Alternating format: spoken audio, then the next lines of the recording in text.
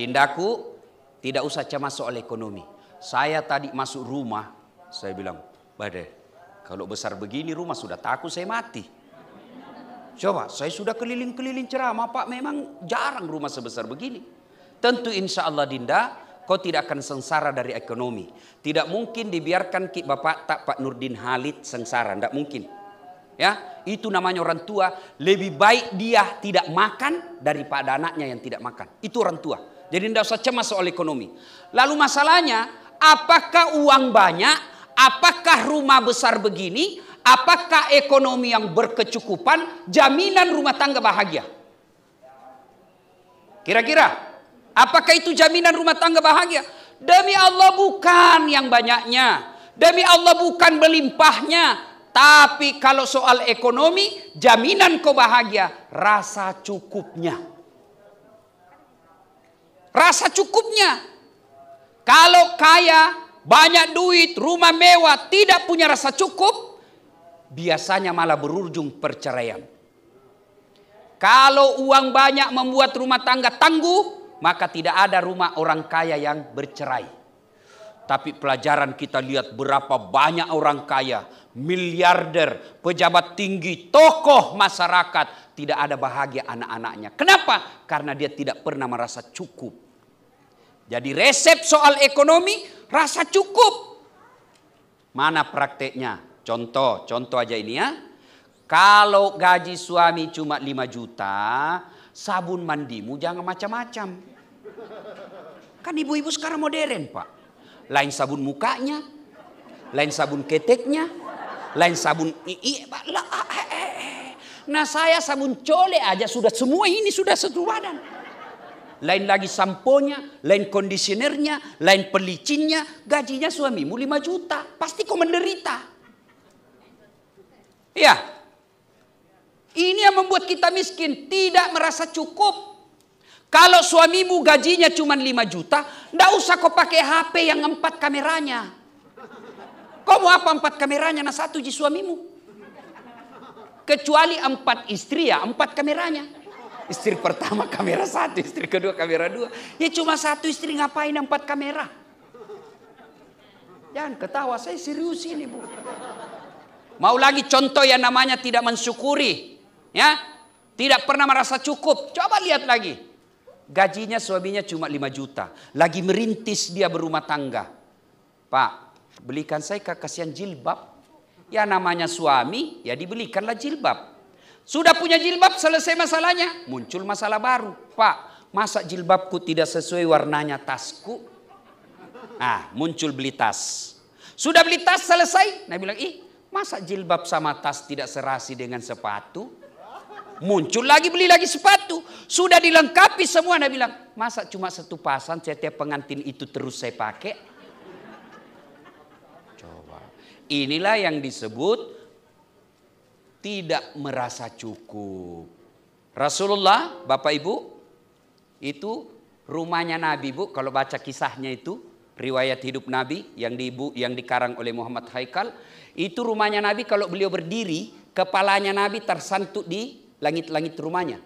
Kalau beliau sholat tahajud bersama Aisyah, itu kakinya Nabi digili-gili oleh anunya Aisyah. Kenapa? Karena menyentuh kepalanya Aisyah. Begitu kecilnya kamarnya Nabi.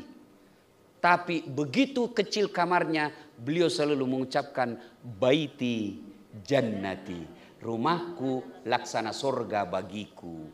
Ada orang mobil melimpah, mobilnya harga miliaran, bukan 1 unit, beberapa unit. Kamarnya mewah, tapi kok kenapa tidak pernah kebahagiaan dalam rumah tangga? Kenapa? Karena bukan memang uang yang banyak menjadi kebahagiaan, tapi rasa cukup. Yang ketiga masalah dalam rumah tangga. Penyatuan 2 keluarga. Pak Nurdin Halid punya keluarga besar. Calon Baisan punya keluarga besar. Menyatukannya bukan pekerjaan gampang. Untuk menyatukannya ini bukan pekerjaan gampang.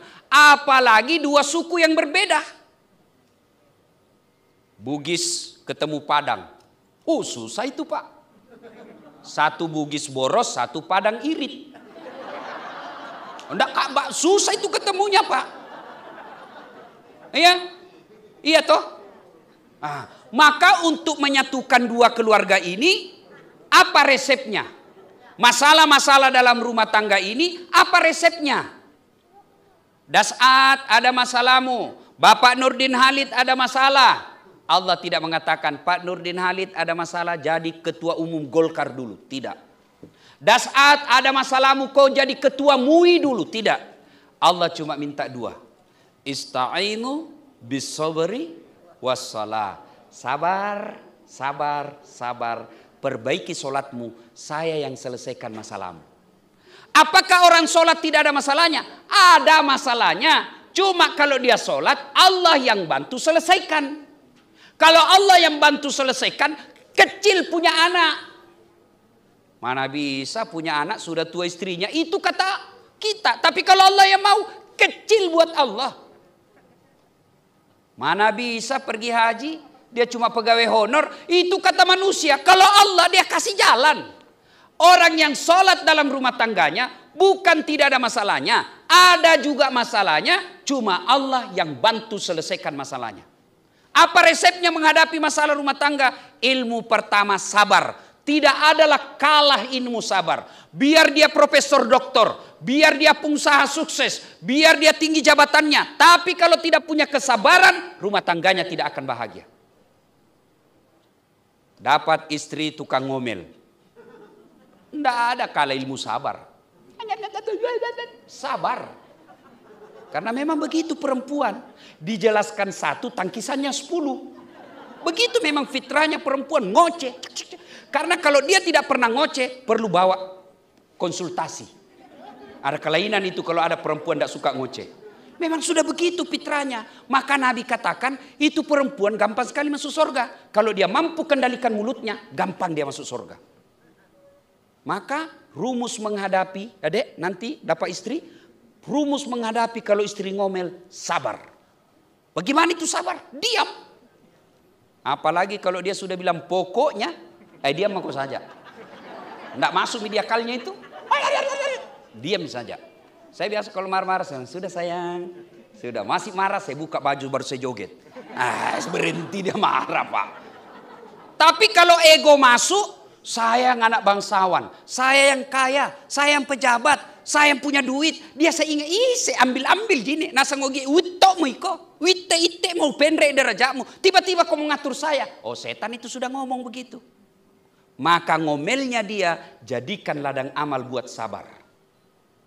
Begitu juga ibu. Kalau suami tukang marah, suami kasar ngomong, jadikan kasarnya sebagai amal. Gimana caranya? Sabar. Tidak ada sudah kalah itu ilmu sabar. Nah, yang berikutnya, cara menghadapi masalah ini. Setelah tingkatkan kesabaran, apalagi? Perbaiki sholat. Kenapa ya rumah tangga saya tidak pernah bahagia? Sudah punya anak, rumah bagus, punya jabatan. Kok rasanya saya tidak punya suami. Rasanya kok tidak ada istri saya.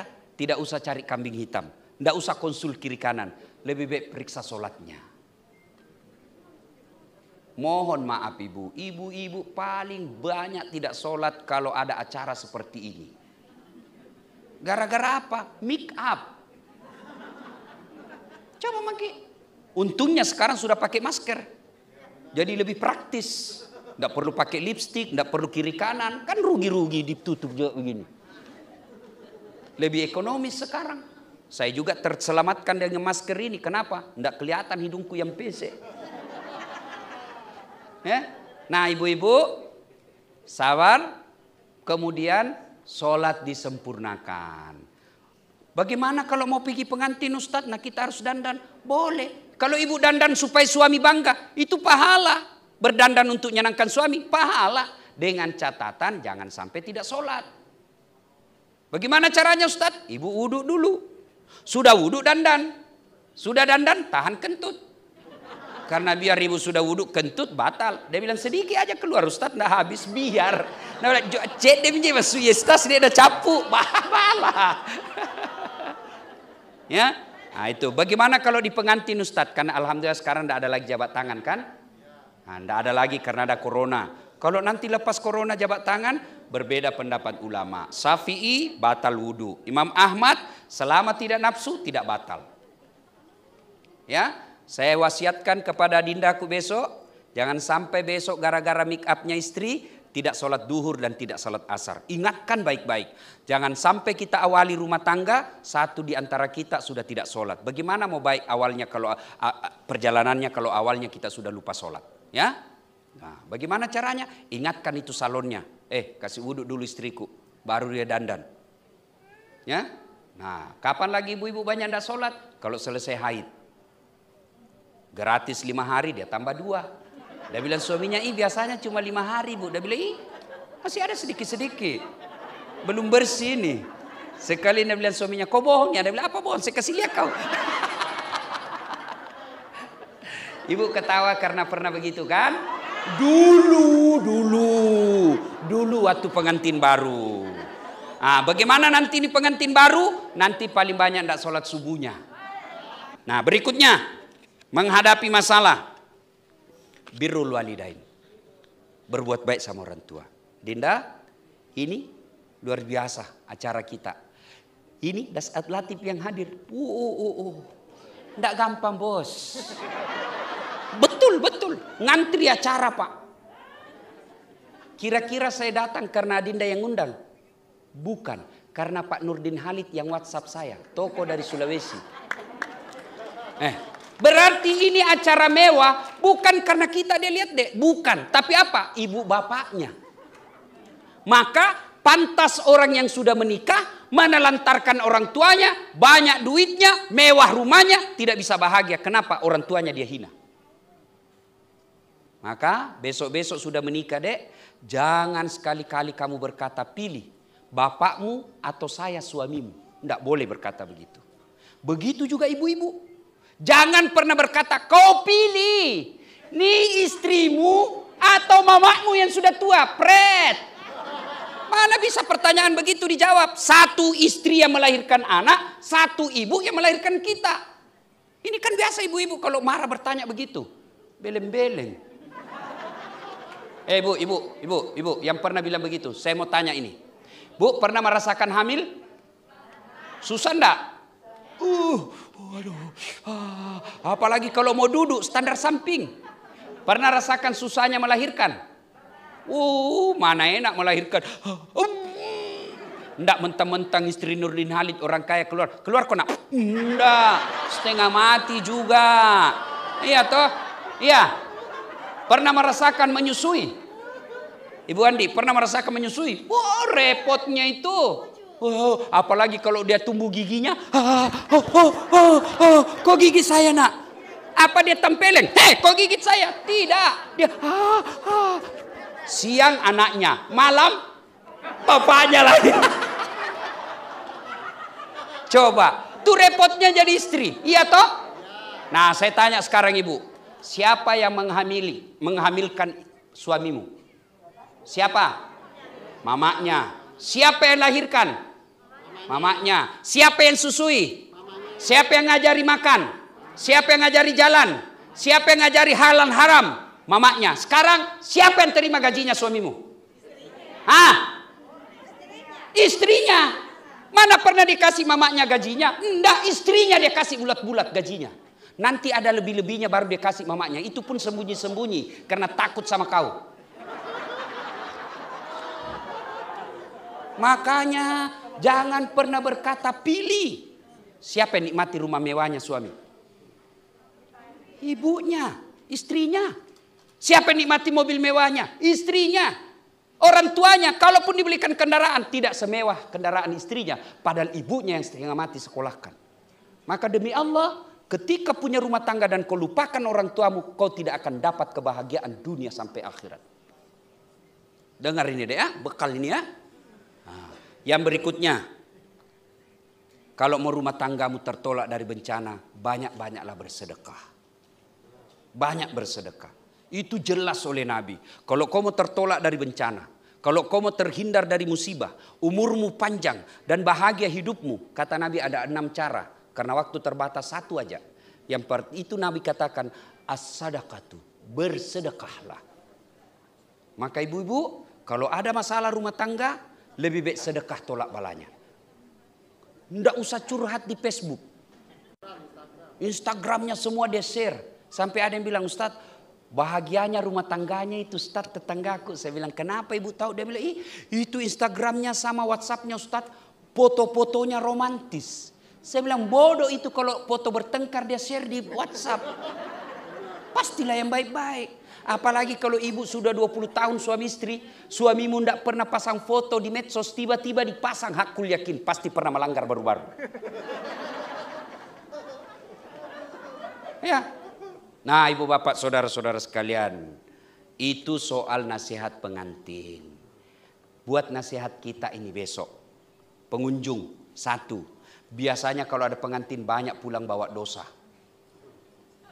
Kenapa pulang bawa dosa? Datang mencela acaranya orang.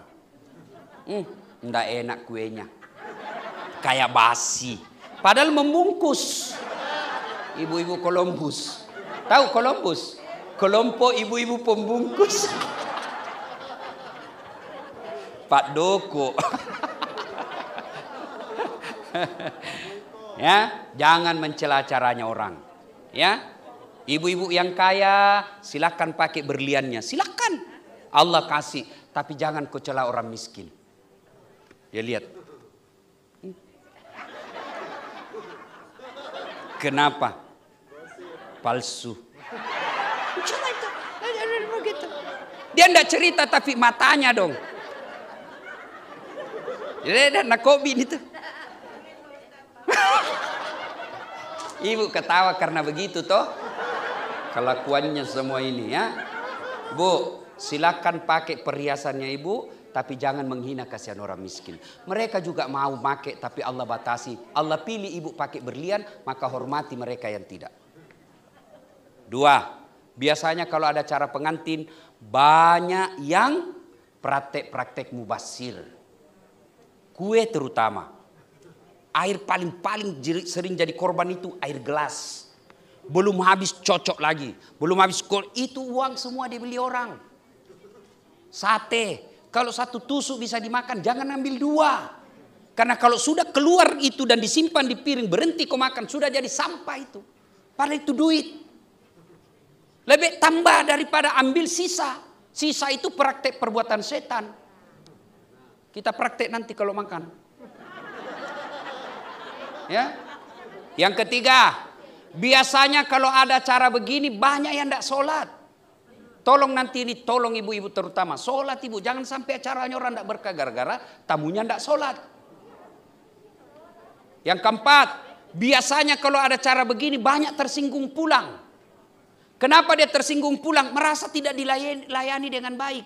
Mana kasihan Pak Nurdin Halid bisa tamunya dihormati, dilayani semua. Ini ratusan tamu. Dia pulanglah ke Bone. Dia namanya lo beting. Tidak mau lagi saya ke sana. Setengah mati saya perjalanan ke sana. Pesawat, pakai beli baju baru lagi. Tidak kena kamera. Gara-gara syuting nggak leceh. Ya. Nah ibu bapak saudara-saudara sekalian. Ini acara pengantin. Sekarang buat akikah. Ya. Sudah menikah nanti dek. Berikutnya sudah menikah. Ada anak Allah kasih. Maka kewajiban orang tua yang pertama kasih nama. Ini nama sekali, baik sekali namanya. Luar biasa.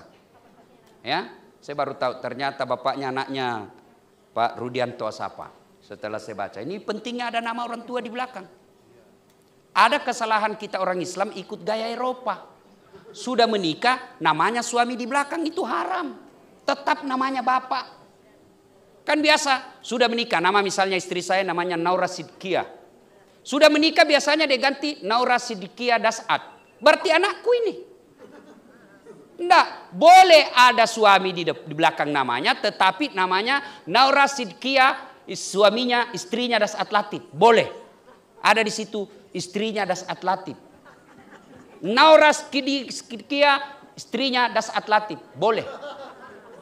Supaya orang jelas bahwa Dasat Latif istrinya ini. Coba, lahir istri saya namanya Naura Sidkia. Anak saya kasih nama Naura Nasira. Bapak mamanya Naura Sidkia Nasrun. Saya anakku Naura Nasira Dasat. Ya begitu. Jangan sudah menikah langsung nama suami. Salah itu, haram hukumnya mengubah nasab kita. Dua, kasih nama yang baik. Nama itu adalah doa. Ketika namanya perempuan kasih nama mutmainnah, artinya jiwa yang tenang. Setiap orang panggil, oh mutmainnah, orang doakan, wahai kau jiwa yang tenang. Berikutnya nafkah. Nafkah tidak usah cemas. Siapa sangka Pak Nurdin Halid punya rumah seperti ini sekarang? Dari mana dapatnya? Bukan titipan dari bapak, tapi dari mana? Karena bapaknya mendidik dengan baik. Karena kalau didik anak dengan baik, tidak usah cemas soal isi perut. Jangankan kita manusia, sarjana punya kaki, punya tangan, punya mata, cicak dijamin rezekinya oleh Allah. Tahu cicak ibu? Tahu? Apa dia makan itu cicak? Hah? Apa? Masuk akal enggak? Satu terbang, satu cuma di dinding jalan. Tapi Allah Maha Kaya. Apa lagu kita waktu kecil? Cicak-cicak di dinding, diam-diam merayap. Datang seekor nyamuk, nyamuk yang datang. Tidak dikatakan lagu cicak lompat ke nyamuk. Tidak dapat dia, kasihan, patah-patah kakinya. Allah yang jamin rezekinya. Itu enaknya lagu-lagu zaman dulu. Kita waktu kecil kan lagunya lagu begitu. Kalau sekarang lagunya anak-anak apa? Pikiranku tak dapat ku mengerti. Kaki di kepala, kepala di kaki. Pantas kodongo.